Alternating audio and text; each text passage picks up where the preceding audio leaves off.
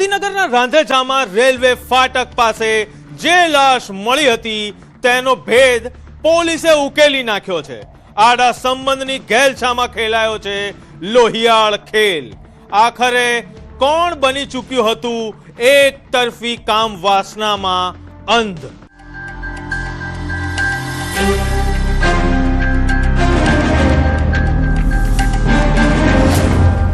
ફાટક પાસે લાશ, પાછળ આડા સંબંધનું પાપ। તારીખ 3 જૂન 2026। સ્થળ ગાંધીનગરનું રાંધેજા રેલવે ફાટક અને સામે પડી હતી એક લાશ। એ લાશ જેના ગળા પર મોતનો ફાંસો હતો। જે લાશને સામાન્ય અકસ્માત કે મોત સમજીને હત્યારાઓ ભાગી છૂટ્યા હતા તે મર્ડર મિસ્ટ્રી પરથી પેથાપુર પોલીસે ગણતરીના દિવસોમાં જ સનસનીખેજ પડદો ઊંચકી દીધો છે। 3 તારીખના રોજ સાંજના સમયે પેથાપુર પોલીસને એક માહિતી મળી હતી કે રાંધેજા ગામના રેલવે ફાટક પાસે એક ખુલ્લા ખેતરમાં એક ડેડ બોડી પડી છે। ત્યાં પોલીસ તુરત જ પહોંચી હતી અને આરોપી અને ડેડ બોડીની આઈડેન્ટિફિકેશન કરતા એનું નામ મગનજી ઠાકોર જાણવા મળ્યું હતું। કાળા નકાબ પાછળ છુપાયેલા મગનજીના અસલી જલ્લાદ।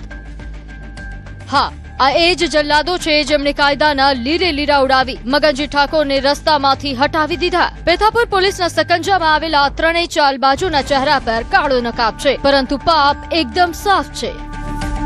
3 આરોપી જેના નામ લાલાજી ઠાકોર, દિગ્વિજય સિંહ અને સુરેશ સિંહ છે એની ધરપકડ કરવામાં આવી છે। ચાલુ ગાડીમાં મોત, રસ્તામાં જ ગળું ઘોંટી દીધું।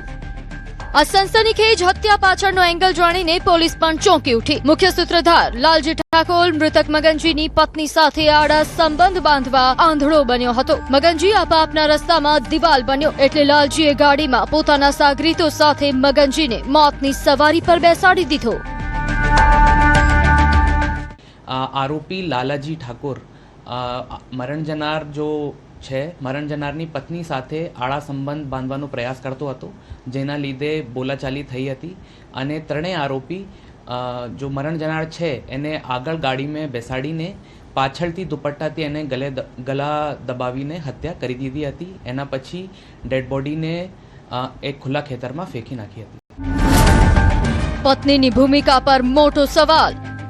પોલીસે હત્યામાં વપરાયેલી ગાડી જપ્ત કરી લીધી છે, પણ રહસ્ય અહીં પૂરું નથી થતું। સસ્પેન્સ હજુ બાકી છે। શું આ ખૂની ખેલમાં મૃતકની પત્ની પણ સામેલ હતી? સવાલો અનેક ઉઠી રહ્યા છે। પોલીસ હવે પત્નીની આકરી પૂછપરછ કરશે અને આ ગુથ્થીના દરેક કાળા પન્નાને ખોલશે। ગાંધીનગરથી ગીતા મહેતા, ન્યૂઝ 18 ગુજરાતી। મહીસાગરમાં લગ્નના નામે લાખોની છેતરપિંડીનો સનસનીખેજ કિસ્સો સામે આવ્યો છે। એક લૂંટેરી દુલ્હન અને તેની ટોળકી ખેડૂત પરિવારને કંગાળ કરી ફરાર થઈ ગઈ છે।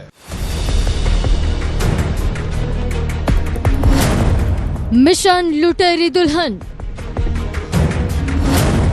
શિવ મંદિરમાં લગ્ન અને 5.27 લાખ સાફ।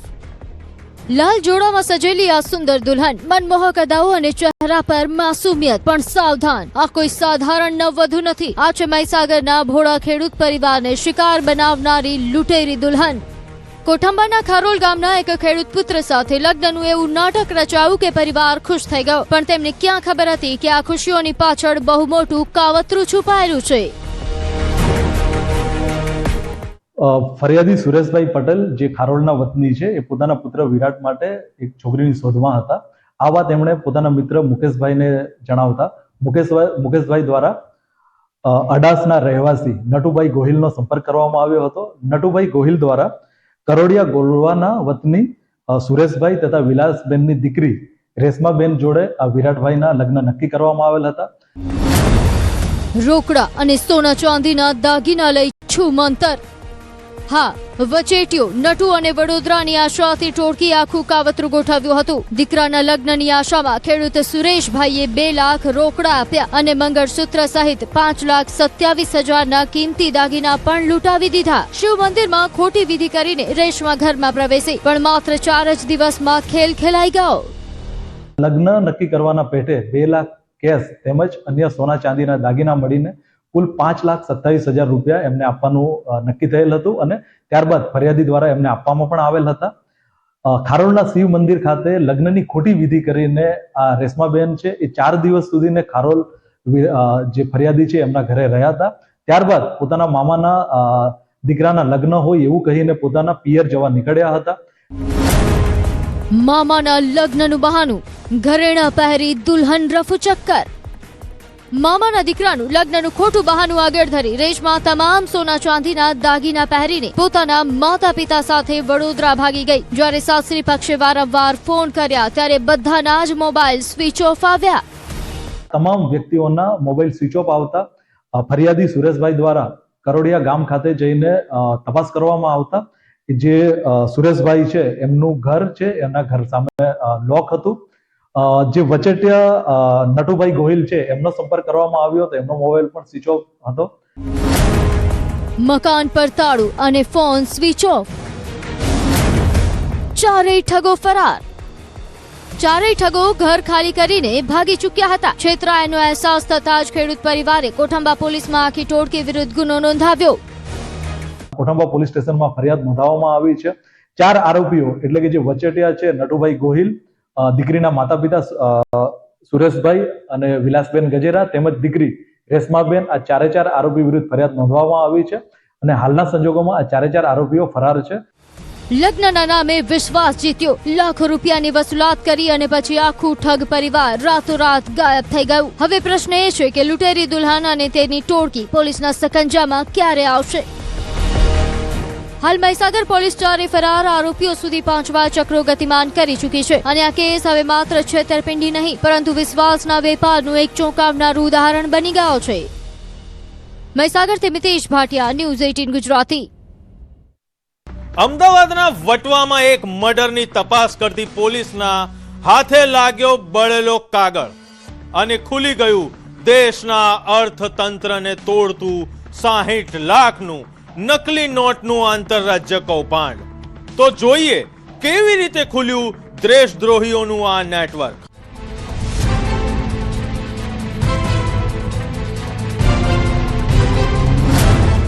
વટવા મર્ડર કેસમાં મોટો ધડાકો.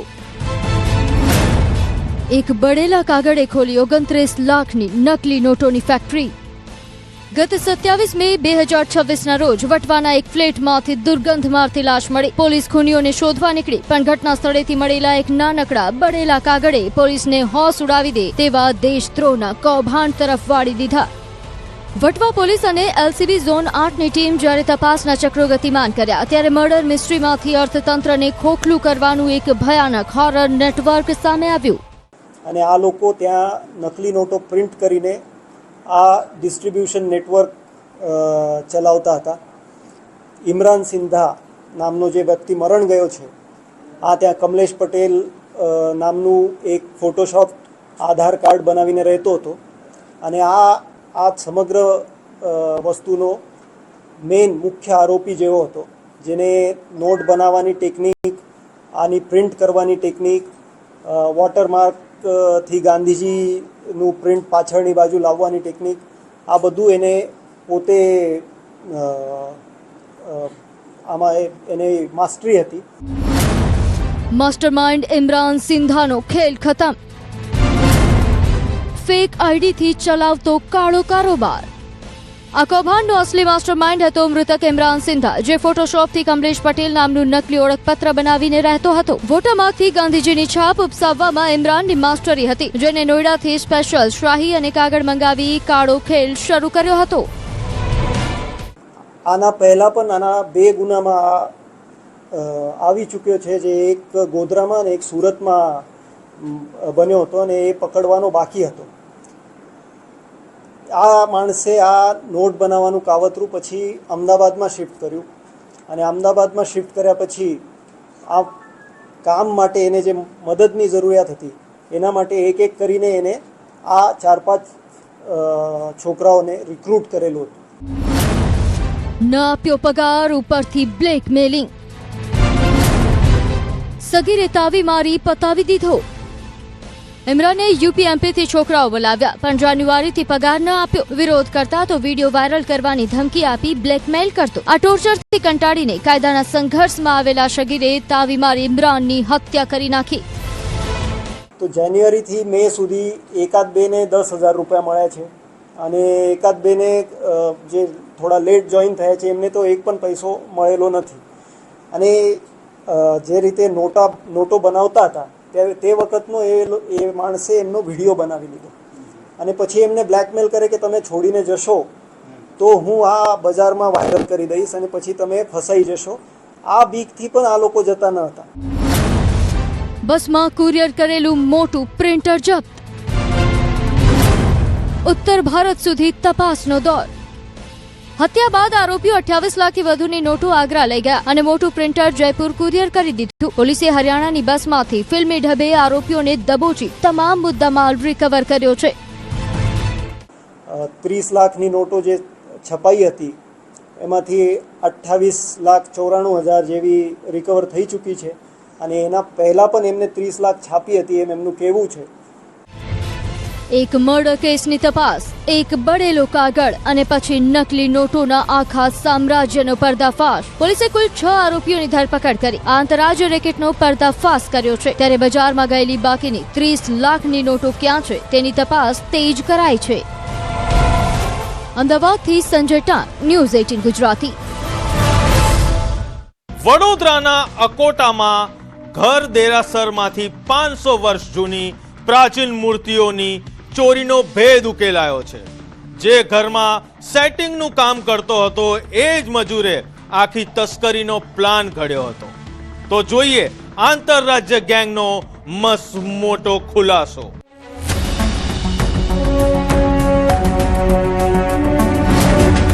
₹500 વર્ષ જૂની મૂર્તિ પર કાળી નજર. ખુલ્લી આંતરરાજ્ય ચોરીની લિંક.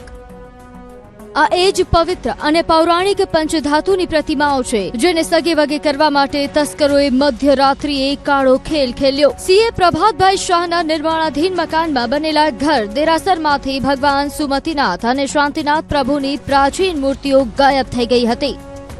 આસ્થાના કેન્દ્ર પર થયેલી આ હાઈ પ્રોફાઇલ ચોરીથી જૈન સમાજમાં ભારે ચકચાર મચી ગઈ હતી. જે બાદ વડોદરા ક્રાઇમ બ્રાન્ચની 6 ટીમો ગુપ્ત મિશન પર નીકળી હતી.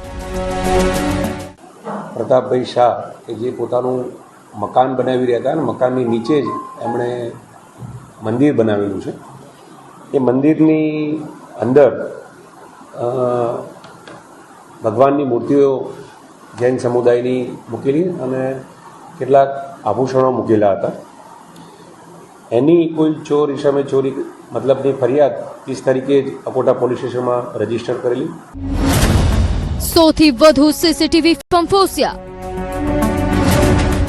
અંધારામાં દોડેલી એક બાઇકે આપ્યો મોટો ક્લુ. મધ્યરાત્રિ 1 વાગ્યાથી 2:45 વાગ્યાની વચ્ચે અંધારાનો ફાયદો ઉઠાવીને તસ્કરો આવ્યા હતા. કેમેરામાં બાઇક દેખાયો પણ નંબર ગાયબ હતો. ક્રાઇમ બ્રાન્ચે હાઈવેથી લઈને શહેરના સૌથી વધુ સીસીટીવી ફૂટેજ ફંફોસીને એ રહસ્યમય બાઇકનો નંબર શોધી કાઢ્યો. ચોક્કસ સમય અમને આ રાત્રિનો 30 તારીખના રાત્રિનો 1:06 થી 2:45 સુધીના આ સમયગાળામાં એક શંકાસ્પદ મોટરસાઇકલ ધ્યાને આવેલું અને આ મોટરસાઇકલ કેમ કે અંધારાનો સમય હોવાથી એનો નંબર આઈડેન્ટિફાય કરવો મુશ્કેલ હતો. જેથી અમે આ મોટરસાઇકલને શોધવા માટે વડોદરા શહેર અને તેની આજુબાજુના હાઈવેના લગભગ 100 જગ્યાઓના સીસીટીવી અમે શોધ્યા હતા ને અમને એક ચોક્કસ નંબર મળેલો. જેણે સેન્ટિંગનું કામ કર્યું એ જ સુનિલ ડાંગી નીકળ્યો માસ્ટર માઇન્ડ. કડીઓ જોડતા જ ક્રાઇમ બ્રાન્ચે દાહોદના 3 તસ્કરો સુનિલ ડાંગી, વિજય સંગાડા અને ધર્મેશ માવીને દબોચી લીધા. આ ચોરીનો અસલી માસ્ટર માઇન્ડ સુનિલ ડાંગી હતો જે આ જ મકાનમાં સેન્ટિંગનું કામ કરતો હતો અને કિંમતી આભૂષણો જોઈને તેની દાનત બગડી હતી. આ જગ્યા જોયું મંદિરની અંદર અને આ આભૂષણો જોઈને એ લલચાયેલો અને આ લાલચના ભાગરૂપે એના મિત્રોને એણે વાત કરી કે ભાઈ આ ભગવાન સોનાના છે, એના આભૂષણો સોનાના છે અને આપણને મોટી રકમ મળશે. જેના કારણે એમણે આ પ્લાન બનાવ્યો અને ત્રણે ભેગા થઈ અને રાત્રિના 30 તારીખના રાત્રિના મોટરસાઇકલ પર આવી અને આ ગુનાને અંજામ આપ્યો હતો. 540 વર્ષ અને 470 વર્ષ જૂનો પૌરાણિક ધરોહર હેમખેમ રિકવર. સુનિલે તેના સાગરીતોને ખોટું કહ્યું કે મૂર્તિઓ અને આભૂષણો સોનાના છે. પોલીસે આખી ગેંગને પકડીને સન 1560 અને સન 1485 ની કિંમતી મૂર્તિઓ સહિત 2.70 લાખનો મુદ્દામાલ હેમખેમ રિકવર કરી લીધો છે. વડોદરા ક્રાઇમ બ્રાન્ચે ગણતરીના દિવસોમાં મૂર્તિઓ શોધી કાઢતા ભક્તોએ રાહતનો શ્વાસ લીધો છે. પણ આ કિસ્સો લાલ બત્તી સમાન છે કે ઘરમાં કામ કરતા મજૂરોની પોલીસ વેરિફિકેશન કરાવવું કેટલું જરૂરી છે. વડોદરાથી હાર્દિક દીક્ષિત, ન્યૂઝ 18 ગુજરાતી. સુરતના વરાછા એસબીઆઈ બેંકના લૂંટકાંડમાં ચોંકાવનારો ખુલાસો થયો છે. બિહારની જેલમાં બેઠા બેઠા ઘડાયો હતો 50 લાખની લૂંટનો માસ્ટર પ્લાન. પોલીસે મુખ્ય સૂત્રધાર કુંદન ભગતને દબોચી લીધો છે.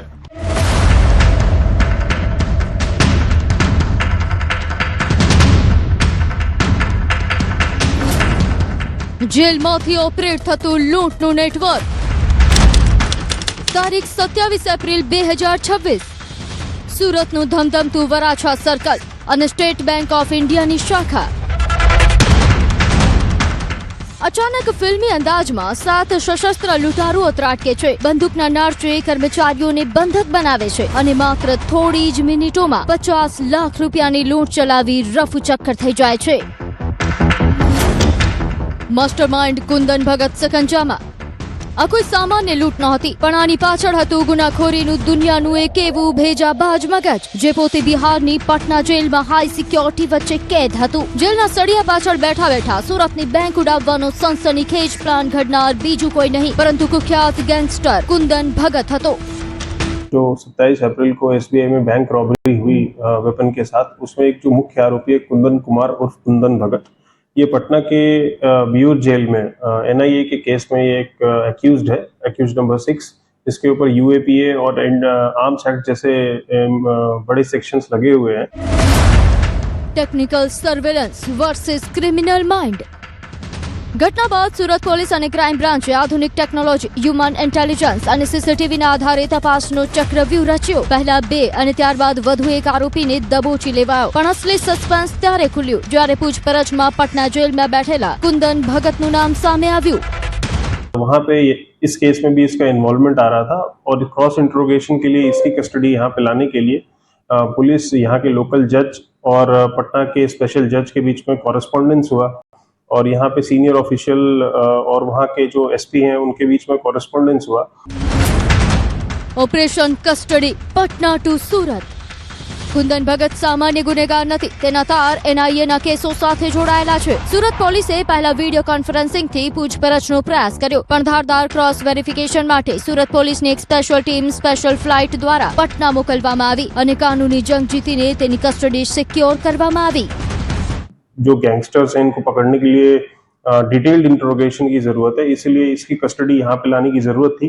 पहले ये बोला गया कि ऑप्शन दिया गया कि आप वीडियो कॉन्फ्रेंस से इसका इंट्रोगेशन करें, बट वो इम्पैक्ट नहीं आ सकता था वीडियो कॉन्फ्रेंस से इंट्रोगेशन में. इसीलिए क्रॉस इंट्रोगेशन के लिए हमने इसकी कस्टडी को सिक्योर करने के लिए यहाँ से एक पीआई को भेजा और वहाँ पे जो भी लाइजनिंग करनी थी वो लाइजनिंग करके इसकी कस्टडी को सिक्योर किया है. 8 ગંભીર ગુના, હવે ખુલશે લૂંટના રહસ્યો. કુંદન ભગત પર ખંડણી, આર્મ્સ એક્ટ, એનડીપીએસ સહિત 8 જેટલા ગંભીર ગુનાઓ નોંધાયેલા છે. વરાછા પોલીસ હવે આ ખતરનાક ક્રિમિનલના રિમાન્ડ મેળવી તેની મોડસ ઓપરેન્ડી, લૂંટના રૂપિયા ક્યાં છુપાવ્યા છે તેની આખરી પૂછપરછમાં લાગી ગઈ છે. इस आरोपी को अभी हम सूरत लेके आए हैं और पूछपरछ इस पे हम कर रहे हैं और जो भी इसमें डिटेल्स अलग अलग और कौन कौन से आरोपी हैं और उनका क्या एमओ है, क्या हिस्टोरिकल बैकग्राउंड है, ये हम पता करने की कोशिश कर रहे हैं.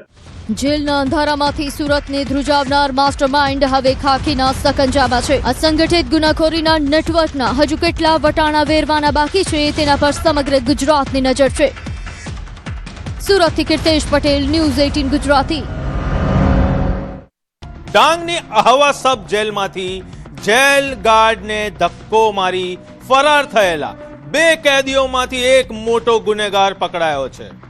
પેટના દુખાવાનું બહાનું કરી આખી સાજિશ રચાઈ હતી.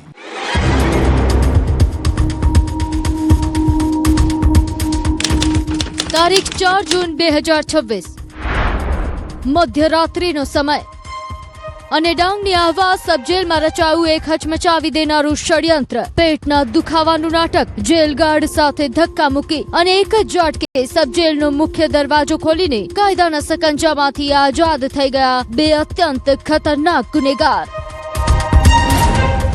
Mission jail break. ડાંગમાં હાઈ એલર્ટ.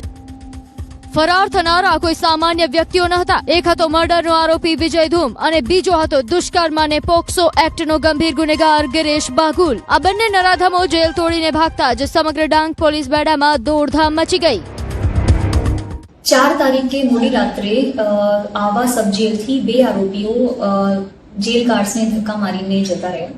એમાં એક આરોપી ગિરીશભાઈ બાગુલ જે પોક્સોના આરોપી હતા અને બીજો આરોપી છે વિજયભાઈ ધૂમ કરીને જે 302 એટલે મર્ડરનો આરોપી છે. આ બંને આરોપીઓને શોધવા માટે આપણી ડાંગ જિલ્લા પોલીસ દ્વારા 10 ટીમો બનાવવામાં આવી હતી. ખૂંખાર કેદીઓને પકડવા માટે પોલીસના માર્ગદર્શન હેઠળ પોલીસે ચક્રો કર્યા ગતિમાન. આખા જિલ્લાની ઘેરાબંધી કરવામાં આવી. હ્યુમન ઇન્ટેલિજન્સ અને ટેકનિકલ સર્વેલન્સની મદદથી સર્ચ ઓપરેશન શરૂ કરાયું. આ 10 ટીમો અલગ અલગ એરિયામાં જઈને તપાસ કરતી હતી અને અમુક ટીમો ફોરેસ્ટ કોમ્બિંગ પણ કરતી હતી. સાથે સાથે હ્યુમન અને ટેકનિકલ સોર્સથી પણ એમને શોધવા માટે પ્રયત્નો ચાલુ હતા. એમાં કાલે સાંજે એક આરોપી ગિરીશભાઈ બાગુલને પકડવા માટે સફળતા મળી ગઈ છે અને એક આરોપી વિજયભાઈ ધૂમ અત્યારે પણ એમને પકડવા માટે પ્રયત્નો ચાલુ છે. કહેવાય છે ને કે કાયદાના હાથ લાંબા હોય છે. નિલશાકિયા ગામમાંથી મળેલી એક સચોટ બાતમીના આધારે પોલીસે એક ઘરમાં દરોડો પાડ્યા અને પોક્સોના આરોપી ગિરીશ સોંજુભાઈ બાગુલને દબોચી લીધો. હવે લોકઅપની પાછળ ધકેલાયેલો આ આરોપી પોલીસની કડક પૂછપરછનો સામનો કરી રહ્યો છે. પકડાઈ ગયો ગિરીશ. હવે વિજયનો વારો. આ એક આરોપીને પકડવા માટે આપણે ડાંગ જિલ્લાના જો લોકો છે એમને પણ બહુ મદદ કરી છે. એમના પણ ડાંગ જિલ્લા પોલીસ આભારી છે અને બીજાની જો શોધખોળ ચાલુ છે એના માટે પણ બધાથી મારી રિક્વેસ્ટ છે કે કોઈ પણ માહિતી મળે તો 112 ઉપર તમે ડાયલ કરી શકો. સવાલ એ છે કે આટલી કડક સુરક્ષા વચ્ચે આ બંને કેદીઓ ભાગ્યા કેવી રીતે? શું આમાં કોઈ અંદરની મિલીભગત હતી? પોલીસ તપાસમાં જેલ ગાર્ડ્સની ગંભીર બેદરકારી સામે આવી છે. કાયદાના રક્ષકો જ ગુનેગારોની આઝાદીના નિમિત્ત બન્યા. એટલે જ પોલીસે હવે એમના પર પણ કાયદાનો પંજો કસ્યો છે. આ જે જેલ ગાર્ડ્સ છે જેની બેદરકારીના લીધે આ 2 આરોપીઓ જતા રહ્યા એના વિરુદ્ધ પણ આવા પોલીસ સ્ટેશનમાં FIR કરવામાં આવ્યું છે અને આ 4 જો કર્મચારી છે એમને પણ અરેસ્ટ પણ કાલે રાત્રે કરવામાં આવ્યું છે. આ શિકાર પાંજરે પુરાયો છે. બેદરકાર ગાર્ડ્સ જેલના સળિયા ગણી રહ્યા છે પણ મર્ડરનો આરોપી વિજય ધૂમ હજુ પણ ફરાર છે. ડાંગ પોલીસની ટીમો જંગલો ખોદી રહી છે. સસ્પેન્સ યથાવત છે કે ક્યારે પકડાશે બીજો ખૂંખાર કેદી. ડાંગથી કેતન પટેલ, ન્યૂઝ 18 ગુજરાતી. કડીના વડપુરામાં ગેરકાયદે ખનન રોકવા ગયેલા પૂર્વ પ્રમુખ અને ગ્રામજનો પર માફિયાઓએ જીવલેણ હુમલો કર્યો છે. હથિયારો સાથે તૂટી પડેલા શખ્સો લાખોની લૂંટ ચલાવી ફરાર થઈ ગયા.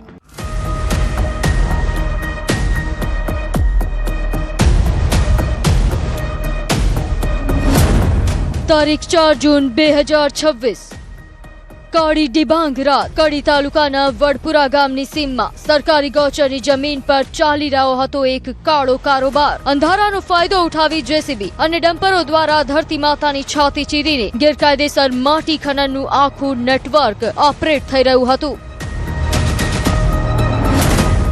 ગૌચરમાં ભૂમાફિયાઓનો આતંક. છેલ્લા 1 વર્ષથી ચાલતી આ લૂંટને રંગે હાથ પકડવા કડી તાલુકા પંચાયતના પૂર્વ પ્રમુખ અજીતભાઈ પટેલ અને માજી સરપંચ કનુભાઈ પટેલ ગ્રામજનો સાથે મધ્યરાત્રિએ કાયલ ગામની સીમમાં ત્રાટક્યા. અચાનક ગ્રામજનોને જોઈને ડમ્પર ચાલકોમાં દોડધામ મચી ગઈ. વડપુરા ગામની ગોચર જમીનમાં માટીનું ખનન થતું હતું. જ્યારે વડપુરા ગામના પૂર્વ સરપંચ કનુભાઈ જે મને કીધું કે અજીતભાઈ તમે જોડે આવો તો આપણે જઈને માટી ખનનને રોકીએ. ગ્રામજનોએ એક ડ્રાઈવરને પકડી લીધો અને તપાસ કરવા માટે તેને પોતાની ગાડીમાં બેસાડીને નીકળ્યા. પણ તેઓ અજાણ હતા કે આગળ હાઈવે પર એમની મોત સંતાઈને બેઠી છે. જ્યારે તેઓ MB ફેક્ટરીની સિંગલ પટ્ટી રોડ પર પહોંચ્યા ત્યારે અંધારામાંથી 2 કાળી ગાડીઓ ધસી આવી, એક ઇનોવા અને બીજી સ્કોર્પિયો. માટી ખનન ચાલુ હતું તો અમે માટી ખનન રોક્યું. એ પછી અમે ત્યાંથી નીકળ્યા કે માટી આ ક્યાં લઈ જાય છે, તો એ અમે જોવા નીકળ્યા. કનુભાઈ, હું અને એક સંદીપભાઈ કરીને હતા. તો અમે 3 જણ નીકળ્યા. તો અમને MB રોડ થી અમે 12 હાઈવે ઉપર આવ્યા, સિંગલ પટ્ટી. તો સિંગલ પટ્ટી અમને રોક્યા. ઇનોવા ગાડી અને સ્કોર્પિયો ગાડી હતી. ત્યાંથી અમને ઉતારીને ખૂબ જ માર માર્યો મને, જાણે જોયા કઈ બોલ્યા વગર.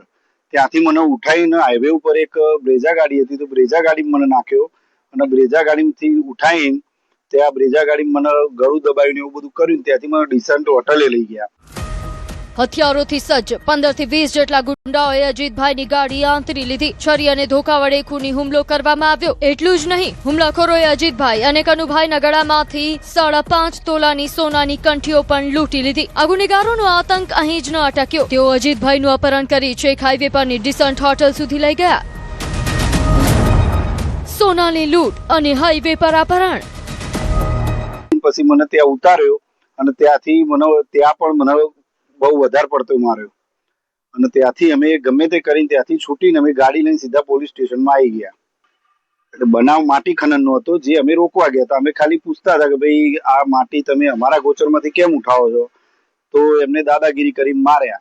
અને સતત છેલ્લા 1 વર્ષથી આ ચાલી રહ્યું હતું ખનન. લોહીલુહાણ હાલતમાં ઇજાગ્રસ્તો નંદાસણ પોલીસ સ્ટેશને પહોંચ્યા અને કાયદાનો આશરો લીધો. ભૂમાફિયાઓની દાદાગીરીનો આ મામલો ઉચ્ચ પોલીસ અધિકારીઓ સુધી પહોંચતા જ નંદાસણ પોલીસ તાત્કાલિક એક્શન મોડ પર આવી ગઈ. ભૂમાફિયાઓ સામે ખાખીનો સપાટો. અજીતભાઈ પટેલ, કનુભાઈ પટેલ, સંદીપભાઈ પટેલ તેમજ અન્ય સંબંધી દ્વારા ગામની સીમા જઈને જોતા 3 થી 4 ડમ્પરો તેમજ JCB હોય અને જે અમને જોઈને નાસતી ગયેલ, જેમાંથી એક ચાલકને કનુભાઈ પટેલ પકડી અને માટી ક્યાં નાખો છો એ બાબતે તપાસ કરવા સાથે લઈને જતા હતા. તે દરમિયાન નંદાસણ રોડ તરફ આવતા નંદાસણના સજ્જાદ, સદ્દામ, જુલિયો તેમજ ઈશ્વર વણઝારા દ્વારા સ્કોર્પિયો તેમજ ઇનોવા ગાડી દ્વારા આમની વાહન રોકી એમને પોતાની ગાડીમાં લઈ જઈ અને અજીતભાઈને ગરદનના ભાગે, આંખના ભાગે ઈજા કરી. સજ્જાદ, સદ્દામ, જુનેદ અને ઈશ્વર વણજારા જેવા માથાભારે શખ્સો સામે કાયદાનો પંજો કસાયો.